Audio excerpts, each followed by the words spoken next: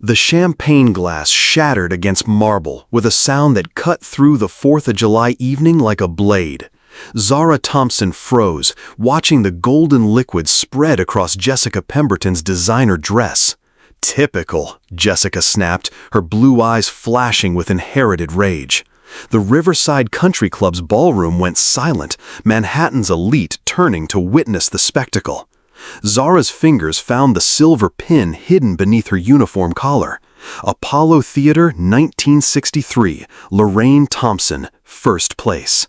Warm against her skin, carrying a legacy she'd been hiding for 3 years. "Actually," Jessica said, something dangerous creeping into her voice as phones emerged around them, "this is perfect. Entertainment just arrived." The circle formed, like predators organizing for a kill. Jessica's live stream went live, 847 followers watching.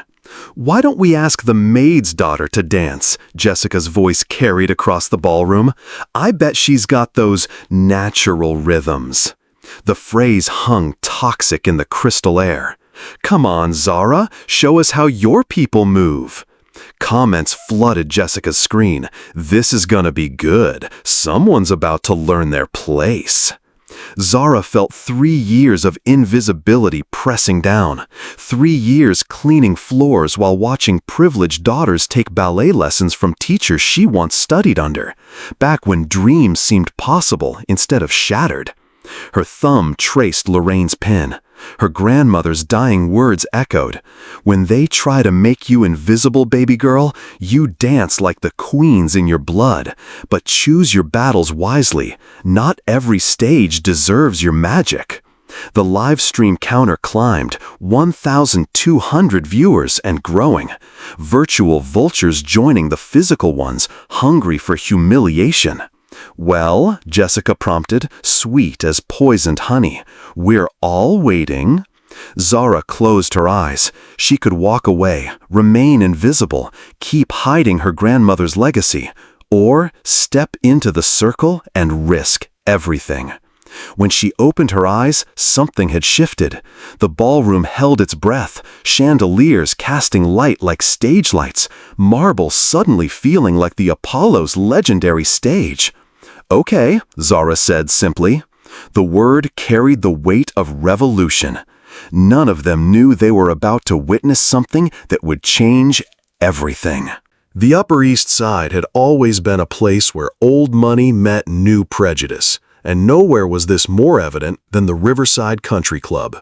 Established in 1889, it had only integrated in 1963, the same year Lorraine Thompson performed here during a civil rights benefit.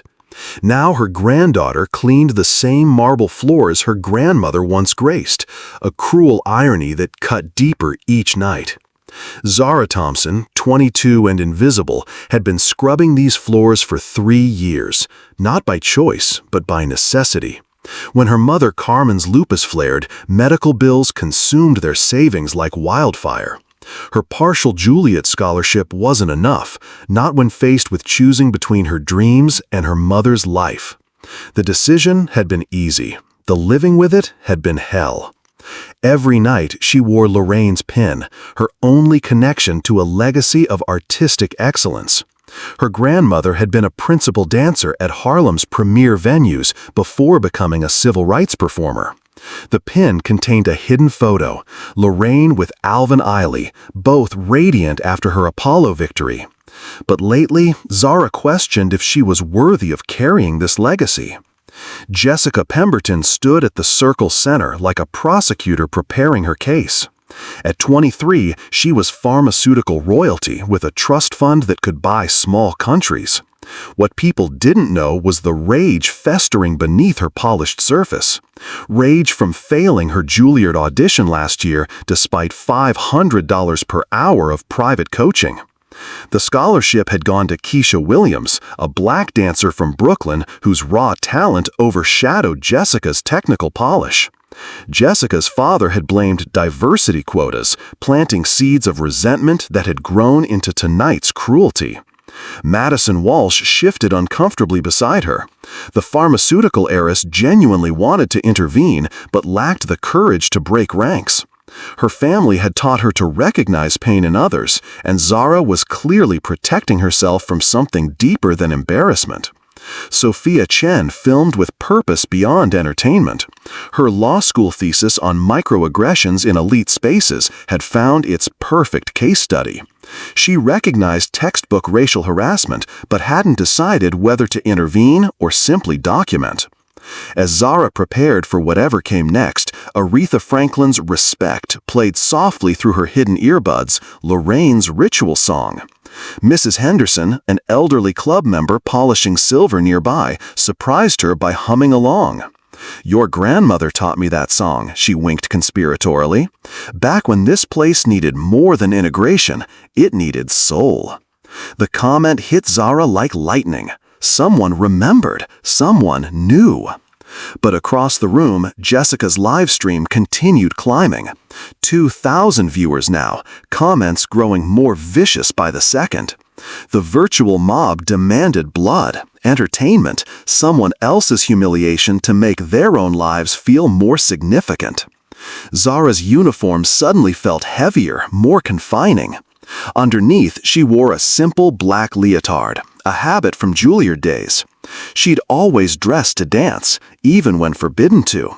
The irony wasn't lost on her that she was more prepared for this moment than anyone realized. The pin pulsed against her chest as memories flooded back.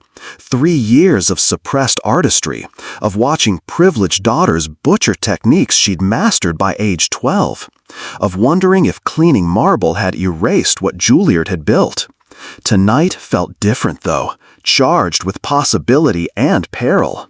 As Jessica's cruel smile widened and phones angled for optimal humiliation shots, Zara understood this wasn't just about dancing.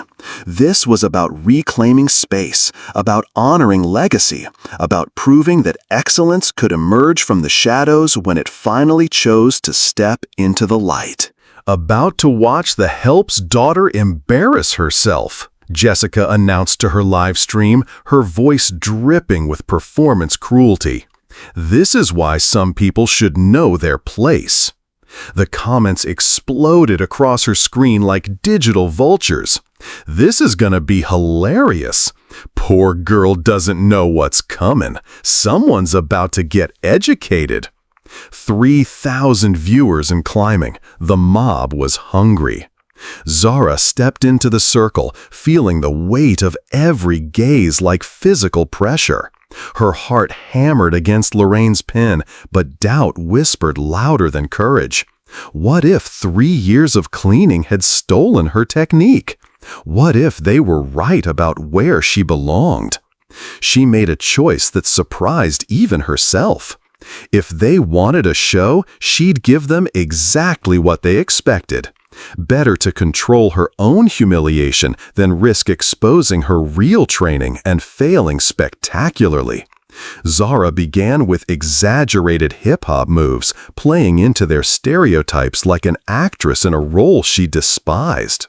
Pop, lock, a few basic steps that looked flashy but required no real skill. The crowd ate it up, phones capturing every moment of what they believed was authentic urban expression. "See?" Jessica laughed, loud enough for the microphone to catch. "Exactly what I expected." But Madison frowned, her pharmaceutical training recognizing something off in the performance. "She's not really trying," she whispered to Sophia. "She's protecting herself." The pin felt cold against Zara's chest as she betrayed everything Lorraine had taught her. Her grandmother's voice echoed like thunder. "Never make yourself small to fit their expectations, baby girl." But fear overrode pride. Fear of failure, fear of exposure, fear of proving them right. Jessica, frustrated by the lackluster performance, decided to raise the stakes. "Come on, we know you can do better. My cousin saw some black girl at Juilliard do amazing things. Show us that level or admit you're all just hype." The reference hit Zara like ice water. Juilliard. Was Jessica talking about Keisha Williams, the dancer who'd gotten the scholarship Zara lost when her world collapsed? The irony cut deep. Jessica's resentment toward one black dancer now being used to humiliate another. Self-doubt crashed over Zara like a tidal wave. Maybe I was never as good as I thought. Maybe this is where I belong.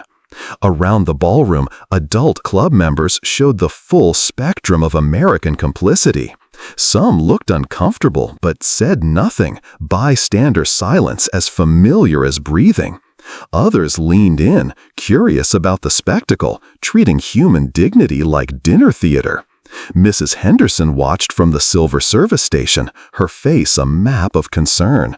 She'd seen this before, in 1963, when they'd tried to diminish Lorraine the same way. Zala attempted a simple grand jeté, but held back, making it ordinary instead of extraordinary. The gap between her potential and performance created a hollowness in her chest that ached worse than any physical pain.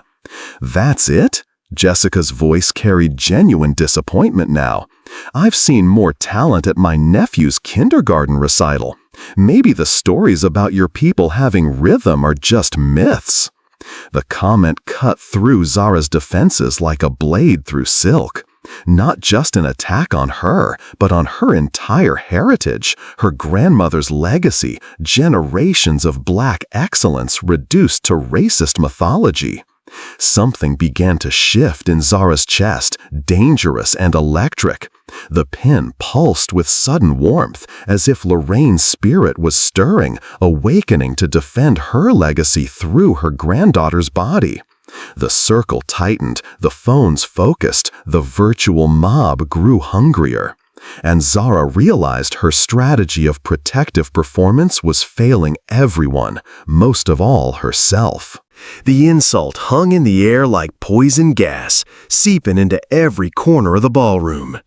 Maybe the stories about your people having rhythm are just myths. The words didn't just attack Zara, they attacked Lorraine, Alvin Ailey, every black artist who'd ever transformed pain into beauty. Stung beyond endurance, Zara tried again. This time she let some real technique slip through, a clean pirouette that spoke of years of discipline, a controlled battement that hinted at classical training. Good, but not exceptional. She was still holding back, caught between invisibility and exposure. From across the room, James Washington noticed the commotion. At 67, he was one of the few black professionals the club couldn't ignore, hired for a talent that transcended their comfort zones. Something about the girl's posture, her careful preparation, seemed familiar. He'd seen that particular blend of strength and restraint before. Jessica's livestream hit 5,000 viewers. The comments had turned uglier, more demanding. "Make her do something harder. This is boring. Where's the real entertainment? She's probably faking it anyway." "Last chance," Jessica announced with theatrical authority. "Show us something real or admit you don't belong in spaces like this. Stop wasting our time with mediocrity."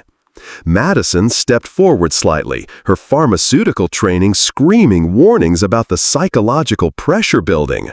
"Maybe we should—" "Don't be such a killjoy, Maddie," Jessica cut her off. She agreed to this. The peer pressure dynamic revealed itself in sharp relief. Even potential allies struggled against the group's gravitational pull toward cruelty. Zara stood at the ultimate crossroads, Lorraine's pin pulsing against her chest like a second heartbeat. She remembered more of her grandmother's wisdom now. "I failed my first Apollo audition, baby girl. Played it safe, danced small. Only when I stopped protecting myself and started expressing myself, the magic happened."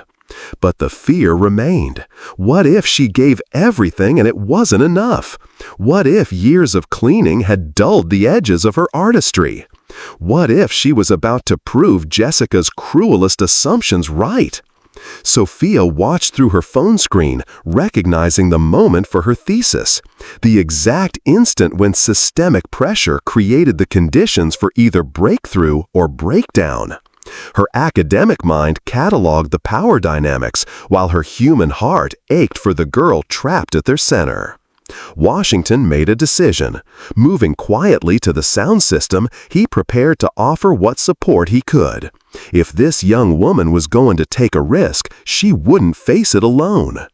The circle pressed closer, phones hungry for content. The virtual audience demanded satisfaction. Jessica's smile carried the satisfied cruelty of someone who believed victory was inevitable. Zara closed her eyes and felt something shift deep in her bones. The pin grew warm against her skin, and suddenly she could hear Lorraine's voice not as memory, but presence. When they underestimate you, baby girl, that's when you show 'em what they've been blind to. She opened her eyes, and everything had changed. The frightened girl in the cleaning uniform was gone. In her place stood someone else entirely, someone who'd carried 3 generations of excellence in her DNA, someone who'd been hiding not from shame, but from a world that wasn't ready to see her clearly. Without ceremony, Zara reached for the buttons of her cleaning smock. The revolution was about to begin. The cleaning smock fell to the marble floor like a discarded skin. Underneath, Zara wore a simple black leotard, the uniform of her true profession, the armor she'd hidden beneath servitude for 3 years. The transformation was immediate and electric. Gasps rippled through the circle. Even Jessica's confident smirk flickered as the girl she dismissed as the help revealed the body of a trained dancer, strong, graceful, purposeful. This wasn't the soft frame of someone who cleaned floors. This was precision machinery built for art. Washington's eyes widened with recognition, not of Zara herself, but of something deeper, the careful preparation, the moment before revelation, the exact stance he'd witnessed at the Apollo Theater in 1963 when a young Lorraine Thompson stepped into history. "I'm sorry I hid from your legacy," Zara whispered to the pin, to Lorraine's memory, to 3 generations of excellence waiting to flow through her. "I'm ready now." The words triggered something profound. The pin pulsed with warmth that spread through her chest like liquid fire. For the first time in 3 years, Zara felt complete. Not the invisible janitor, not the failed Juilliard student, but the artist she'd always been beneath survival's camouflage. Washington made his move. Without announcement, he shifted the background music from cocktail jazz to something more substantial, a piece that built gradually, demanding artistry rather than entertainment. The change was subtle but significant, transforming the space from venue for cruelty into stage for revelation. Madison leaned forward, her medical training recognizing the signs of transformation. This wasn't desperation or bravado. This was authentic power emerging from hibernation. "Oh my God," Sophia breathed, lowering her phone slightly. Through her law school lens, she understood she was witnessing something unprecedented, the exact moment when systemic oppression met undeniable excellence. Zara's first movement was a simple port de bras, arms flowing like water through positions that spoke of years of discipline. The fluidity was impossible to fake, the precision impossible to imitate. This wasn't natural rhythm or cultural stereotype. This was cultivated artistry of the highest order. Jessica's live stream exploded with confusion. "Wait, she's actually trained? How did we not know? This isn't what I expected." The narrative Jessica had crafted, privileged girl humiliates the help, began crumbling in real time. Her 5,000 viewers were witnessing something entirely different.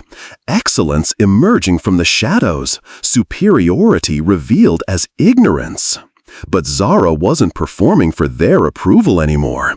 She was dancing for Lorraine, for every black artist whose talent had been dismissed, for every dreamer told to know their place.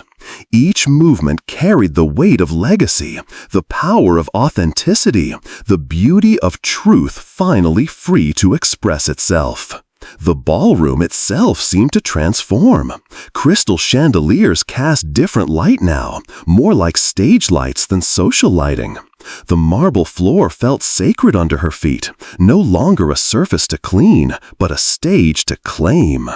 As her technique built from simple to confident, even the most resistant observers began to understand they were witnessing something extraordinary. This wasn't entertainment. This was education. This was revolution wrapped in beauty too undeniable to dismiss. And Zara was just getting started. What happened next shattered every assumption in the room. Zara launched into a perfect triple pirouette, her body spinning with the precision of a Swiss watch, each rotation controlled and deliberate. The simple black leotard flowed like silk around her form, transforming her into something ethereal yet powerfully grounded. Before the gasps could fully form, she transitioned seamlessly into a grand jeté that carried her across half the ballroom. The leap wasn't just athletic, it was poetry in motion, defying gravity with the casual confidence of someone who'd been dancing since she could walk. Madison's phone trembled in her hands. Her 8 years of expensive ballet lessons, her private coaches, her elite training, none of it had prepared her to witness technique this refined. This wasn't just good, this was exceptional. "Jesus Christ," someone whispered from the adult crowd.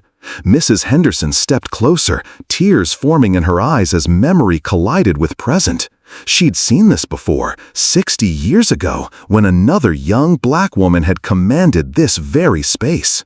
Zara flowed into a series of fouettes, 1, 2, 3, 4, each rotation building on the last with mathematical precision. Her core strength was evident in every turn, her years of Juilliard discipline written in muscle memory that 3 years of cleaning could never erase. Jessica's live stream had gone silent for a moment before exploding with new commentary. "Holy shit, she's incredible! This is professional level! How is this even possible?" 7,000 viewers now, but the tone had completely shifted. What began as cruel entertainment had become something else entirely, a master class in artistry, broadcast live to an audience that was learning the difference between assumptions and reality. Washington increased the musical complexity, his arrangement becoming a collaboration between two black artists separated by generations but united in excellence. The orchestra followed his lead, even the confused white musicians swept up in something larger than their understanding. Then came Zara's showstopper. She gathered herself for what seemed impossible, a gravity-defying aerial where her body rotated twice in midair, spinning like a dancer touched by divine physics. Time seemed suspended as she hung in space, every line of her body perfect, every muscle engaged in service of impossible beauty. The landing came with controlled power that sent champagne glasses rattling on nearby tables. A perfect split that spoke of flexibility earned through years of dedication, not genetic gift or cultural stereotype. The silence that followed was deafening. Even Jessica stood frozen, her cruel smile replaced by something approaching awe. Her carefully constructed narrative, privileged girl humiliates the help, lay in ruins around her feet. The viral content she'd orchestrated had become something beyond her control, beyond her understanding. Brooke lowered her phone completely, overwhelmed by witnessing artistry that redefined her conception of human possibility. Sophia's thesis had found its perfect case study, but she'd stopped thinking academically. This was simply beautiful. From every corner of the ballroom, the whispers began. Who is she? Where did she train? How did we not know? But Zara wasn't finished. Her eyes found Washington's across the room, and in that glance, generations of black excellence recognized each other. He nodded almost imperceptibly, understanding passing between them like electricity. The revolution was building to its crescendo. Washington made the boldest move of his 67-year career. Without warning, he shifted the orchestra into Strange Fruit, Billie Holiday's haunting civil rights anthem that had once made grown men weep and powerful men tremble. The white musicians looked confused, some resistant, but his commanding presence and professional authority kept them playing. This wasn't entertainment anymore, this was education set to music. Zara recognized the opening notes instantly, her body responding before her mind could process. This was the song Lorraine had performed the night she won at the Apollo, the night she met MLK backstage, the night she claimed her place in history. The pin against her chest pulsed with 3 generations of resistance converging in this moment. The ballroom's atmosphere shifted like air pressure before a storm. Adults in the crowd began to understand that something profound was happening, something that transcended their comfortable evening of champagne and casual racism. Jessica's live stream hit 10,000 viewers. Comments flooded in from across the country, but now they carried weight. This is the most powerful thing I've ever seen. She's making a statement. This is art as activism. For her finale, Zara performed what seemed to defy the laws of physics. 12 consecutive barrel turns across the marble floor, each rotation perfectly controlled, her body a blur of disciplined power, moving like liquid lightning. The technical precision required was staggering, a feat that separated professionals from pretenders, masters from students. The turns led into her ultimate impossibility, a switch leap that defied every assumption about human capability. Her legs split mid-air while her body soared 8 feet across the room, suspended in space long enough for the eye to capture perfection before she landed in a controlled penché. One leg extended impossibly high behind her. She held the position for 10 seconds that felt like eternity.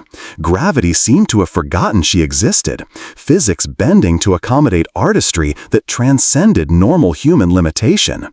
Madison began crying, not from mockery, but from recognition that everything she'd believed about talent, training, and superiority was crumbling before her eyes. Her expensive lessons, her elite connections, her inherited advantages meant nothing against this display of authentic excellence. "My God," Mrs. Henderson whispered, her voice carrying across the silent ballroom. "That's Lorraine's granddaughter. I watched Lorraine perform here in 1963 when this club was forced to integrate for a civil rights benefit. This child has that same fire." The revelation hit the room like lightning. The floor Zara cleaned, her grandmother had once commanded. The space that barely tolerated her presence had once celebrated her legacy. History and present collapsed into a single moment of reckoning. Jessica stood frozen, her phone still recording, but her hands shaking uncontrollably. The humiliation she'd orchestrated had become something beyond her comprehension, a masterpiece of artistry that would be remembered long after her cruelty was forgotten. As Strange Fruit reached its haunting conclusion, Zara's final movement brought her to the circle center. Arms raised toward the crystal chandeliers, like prayer, like declaration, like the moment when the oppressed finally speak their truth to power. When she stopped, the silence was absolute. Then the tears began, not of mockery, but of recognition, of shame, of beauty, too profound to deny. Ladies and gentlemen, with the weight of history on his shoulders, his voice, when it came, carried 6 decades of witnessing excellence dismissed and finally celebrated. "Ladies and gentlemen," he began, each word deliberate as a prayer, "you have just witnessed Lorraine Thompson's granddaughter." The name hit the room like thunder. Mrs. Henderson nodded through her tears, remembering. Lorraine, who graced this very stage in 1963, when this club was still segregated, singing for civil rights while death threats arrived daily. She taught me that black excellence couldn't be purchased, couldn't be imitated, and could never be silenced, only temporarily hidden. Washington's eyes found Zara's across the room. Tonight, her granddaughter reminded us all why. Jessica's live stream had become something unprecedented. 12,000 viewers witnessing not humiliation, but education. Comments poured in from dancers, teachers, civil rights activists. This is what systemic racism looks like when it meets undeniable talent. How many others are cleaning floors when they should be commanding stages? Miss Richardson, the club manager, pushed through the crowd with tears streaming down her face. "Zara, I had no idea about your training, your background. We need to discuss opportunities here, teaching positions, performance programming. This evening has opened my eyes to how blind we've been." Madison approached with genuine humility, her pharmaceutical heiress confidence replaced with raw honesty.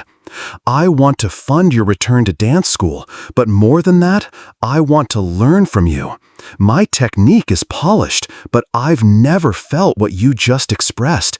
Would you consider teaching me what you know about dancing with soul?" The request reversed every power dynamic in the room. Zara removed Lorraine's pin from her leotard, but instead of hiding it, she fastened it openly on her chest. The secret talisman became public declaration. She was done protecting her grandmother's legacy. Now she would actively continue it. "This pin," she said, her voice carrying clearly across the marble space, "belonged to a woman who danced through segregation, who transformed hatred into artistry, who never let them define her worth." She looked directly at Jessica.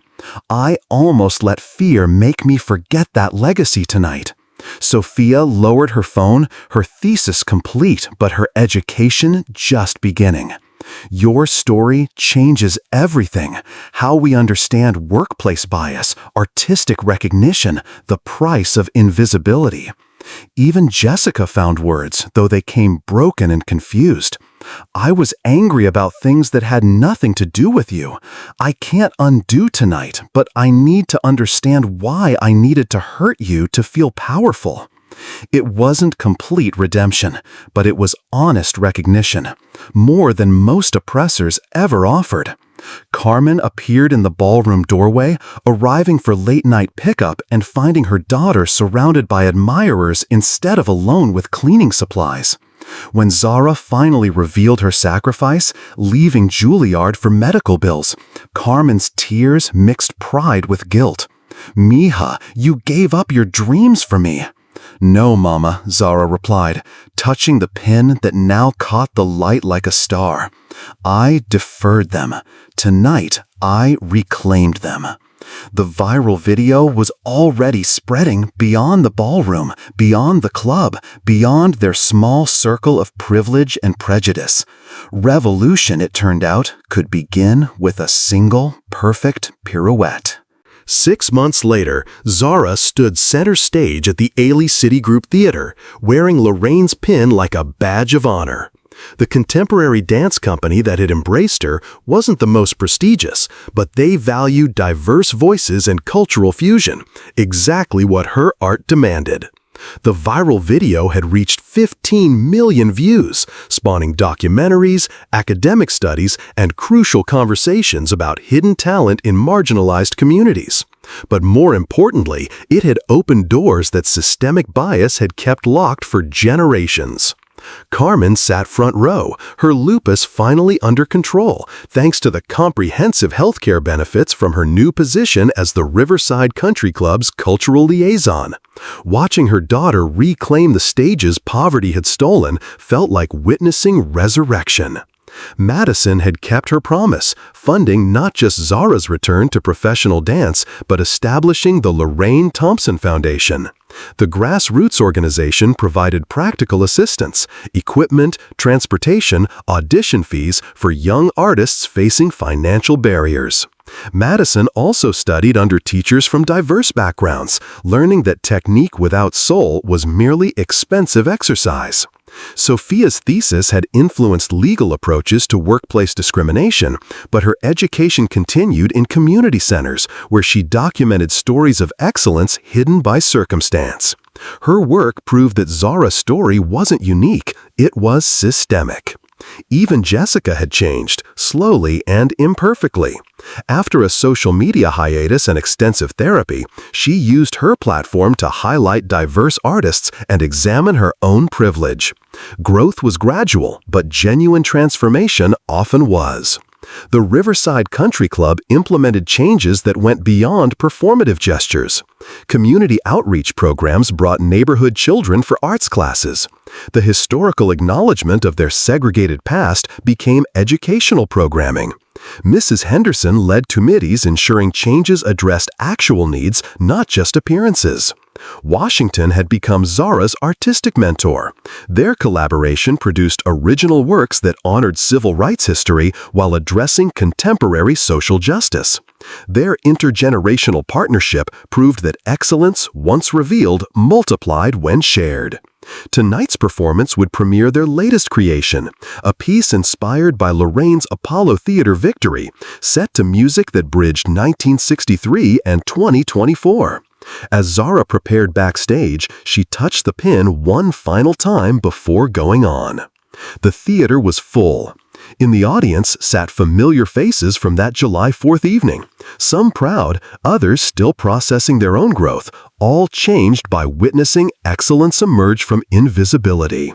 As the curtain rose and spotlight found her, Zara began to dance. Not for their approval, not for their education, but for the pure joy of expression that no circumstance could permanently silence. In the front row, Carmen wiped away tears of pride and recognition. Mrs. Henderson smiled with the satisfaction of witnessing justice delayed but not denied. Madison took notes for the Foundation's newsletter, documenting how investment in individual talent created community transformation. The pin caught the stage lights like a star, connecting past to present to future.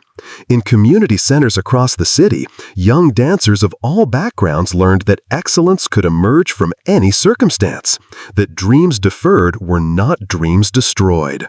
Lorraine's legacy lived not in hiding, but in the light. And revolution, as it turned out, was measured not in single moments of change, but in the sustained commitment to ensure those moments multiplied, creating stages where excellence, regardless of its origin, could finally fully flourish.